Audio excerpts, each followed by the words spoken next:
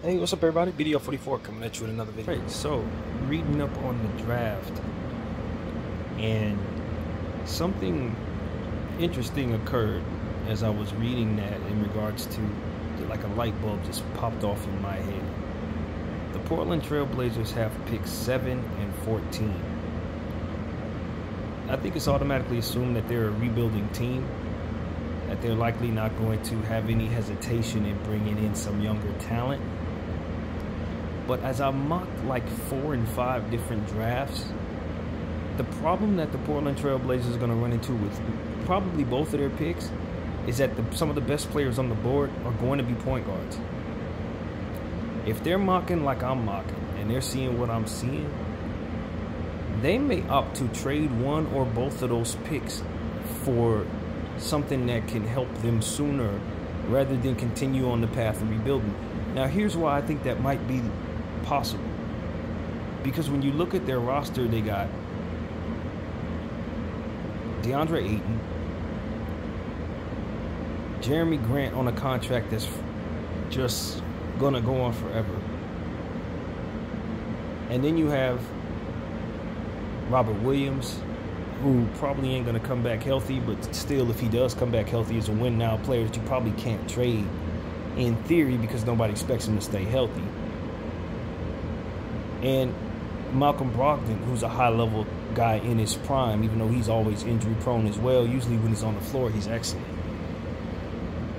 Those players under contract make me wonder if pivoting toward a more mature player is the better approach for this particular team. Now, honestly, if you ask me, I'm not in love with none of those vet names that I just mentioned.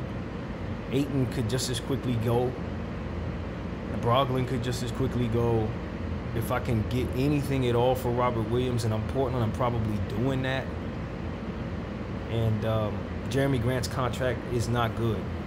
So if I'm Portland, getting rid of those guys is probably a priority, and maybe they could be in the mix for another draft pick. Maybe you could try to trade Jeremy Grant to the Houston Rockets for salary matches in number 3 or something like that, which is something the Rockets, I don't know if they would even be willing to do that. That's something I came up with at the top of my head. But the point is, that's the type of shopping you could potentially be doing to get younger, since you do have,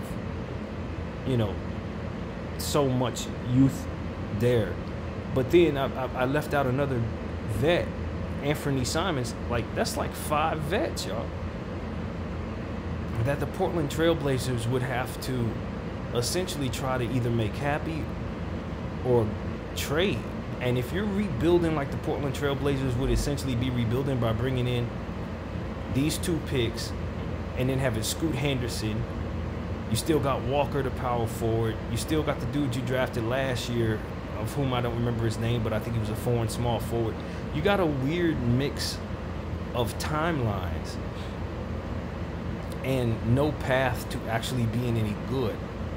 So what you could do is package all the young stuff and bring yourself a few vets, or you could package all the vets and bring yourself some more draft equity if possible, or some more young talent. So Portland's in a very strange tweener type of timeline that doesn't make any sense at all, but they can pivot either way. They can pivot toward trying to be a play-in tournament team by moving all the young stuff for some veteran talent if possible, or they can go the young route, or they can stay in no man's land where they are, but potentially have some weird acquisitions that make their roster complicated.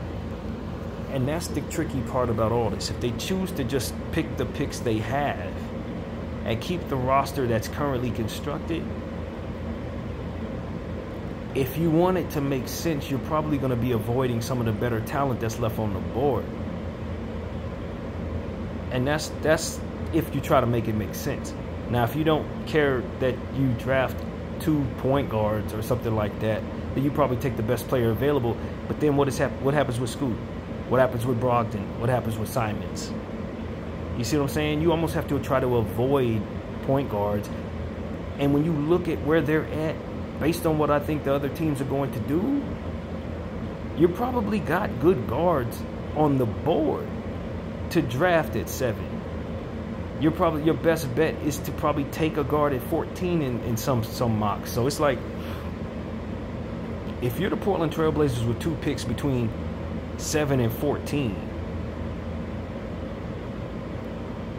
you probably want out of that range.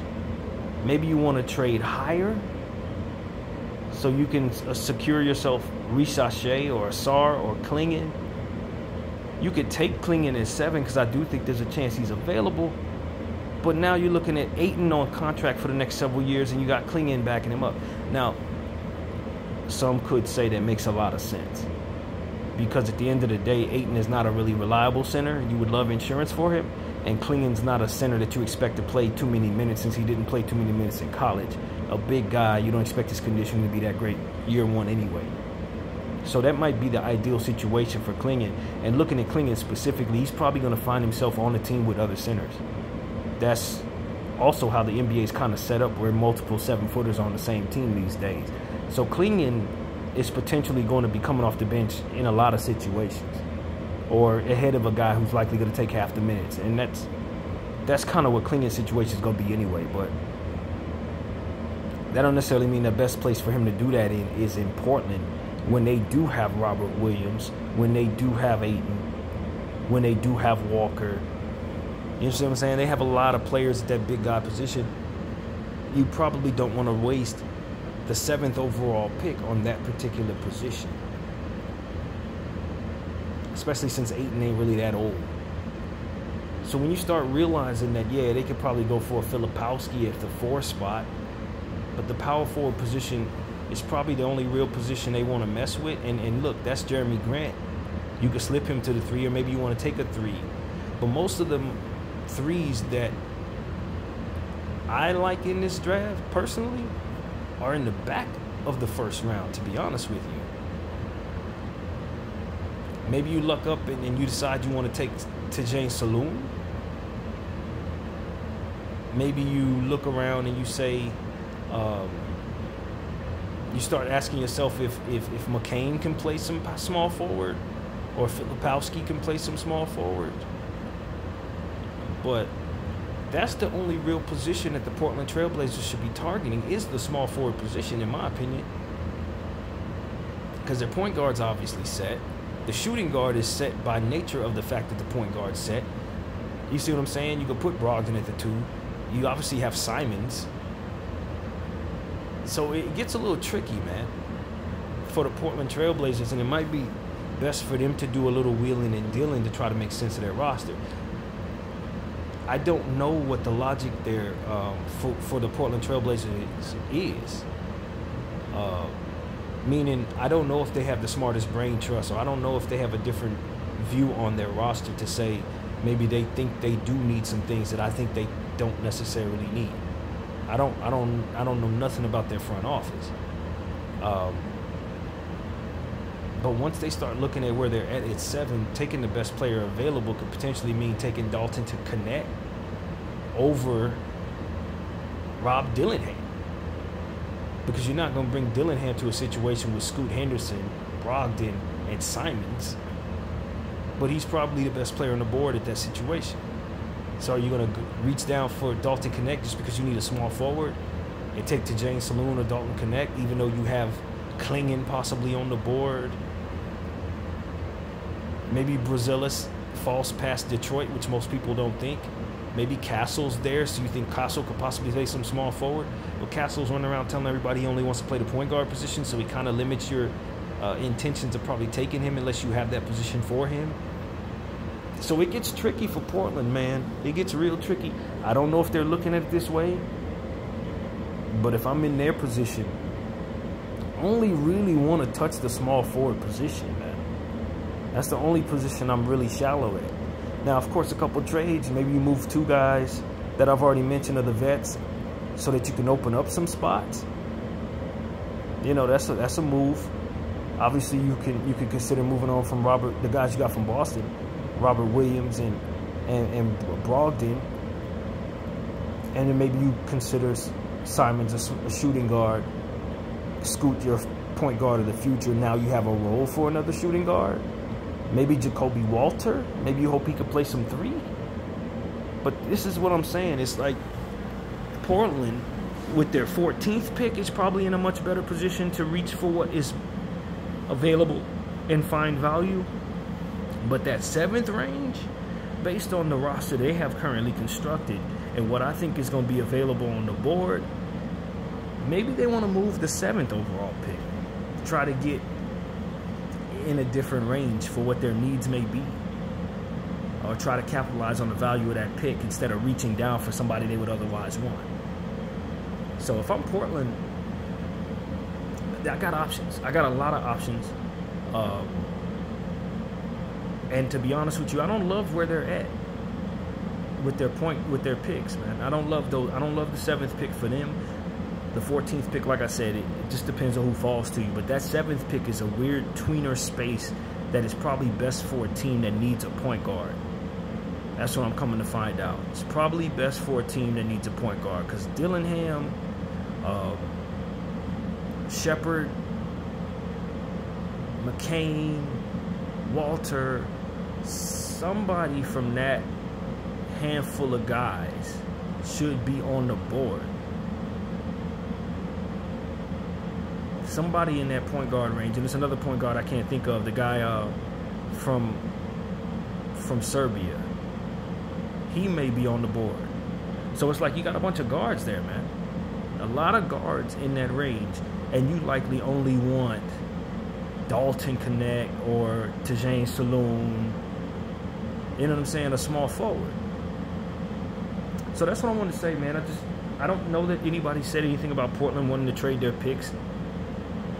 But as I look at their situation and I look at their draft range, it creates the environment for me, if I'm in their GM spot, to shop probably number 7 or maybe even 14. Or shop some vets to create space to move a new timeline in for a youthful timeline. Which to me probably makes more sense, because Scoot Henderson is the future. But that Grant contract is a headache, and Scoot Henderson did not have the greatest rookie campaign. So there's a world where Scoot Henderson's on thin ice with my Portland Trailblazer rebuild. There's a world. He did finish strong. I do think he has a future. But am I going to blow up the timeline with all these guys on contract, all these vets, for Scoot Henderson? If I can get a Rob Dillingham, you see what I'm saying? Do I love Scoot more than I love Rob? I don't know. If Shepard falls to me, do I love Scoot more than I love Shepard? Can they play together? Do I need any of these people? And I can go forward with Simons and trade all of them for value. These are things that if I'm the Portland Trailblazer GM, I really genuinely could think about. Ayton, do I need Ayton? I can bring in Klingon right now, if he's available at 7, which I think is a chance he could fall to 7. So this is getting tricky, man. The more I do these mock drafts online, the more I start to understand what some of these teams need. And when it comes to the Portland Trailblazers, they really only need a small forward. So who's to keep them from trading both 7 and 14 and, you know, to the Nets for Bridges? Since Bridges could potentially be on the move to Houston, why not send both of those picks to Brooklyn and bring in Bridges? He just makes so much more sense for your timeline. And then you can keep your vet timeline and a youthful timeline. Scoot Henderson can kind of be the only guy developing on your bench. You know what I mean? And you can still see a world where he plays with Scoot in his prime, when Scoot's finally reaching a winning space in his career. And Ayton is still around. Grant is still around. Simon's still around. You see what I'm saying? I could trade those 2 picks and get a Brandon Ingram and get a Paul George. You see what I'm saying? Like, they have options, and if they need small forwards, there's a lot of small forwards that are available right now. So I think Portland could be on the move for something. I don't know if they're as creative with this type of thinking as I am, but I'm probably calling New Orleans. I'm calling the Clippers. I'm calling Brooklyn. If I really want to upgrade my small forward position, it shouldn't be too hard to do that with a vet. or a prime guy. So that's that. Portland got the options, man. I don't know if they paid attention to what I'm paying attention to, but they got options. BDO 44. I thank y'all for watching. I'm out.